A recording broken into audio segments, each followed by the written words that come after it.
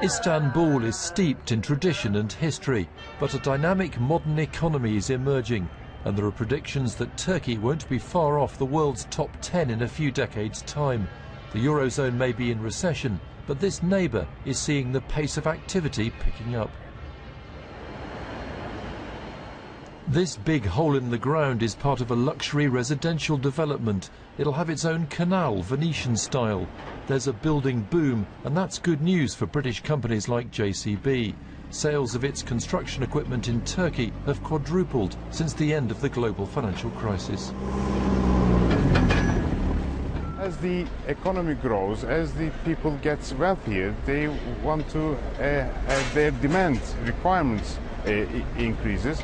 They require for bigger houses, a better way of life. Turkey has a relatively youthful and fast-growing population. Combine that with continued economic growth and you've got opportunities for foreign consumer businesses. Here's one British retailer hoping to cash in. Marks & Spencer now has nearly 50 stores in Turkey, run by a local retail business as a franchise operation. It says 15 million customers visit every year. Analysts say there are plenty more opportunities for British exporters. Turkey will have an emerging middle class, and that middle class will eventually want to spend more money on more fun items, so to speak. For instance, restaurants, entertainment services, cell phones. But there's some catching up to do. British goods exports to Turkey have risen rapidly over the last few years to £3.7 billion last year. But this was well behind Italy with exports of more than £8.5 billion and Germany with £14 billion of goods exports.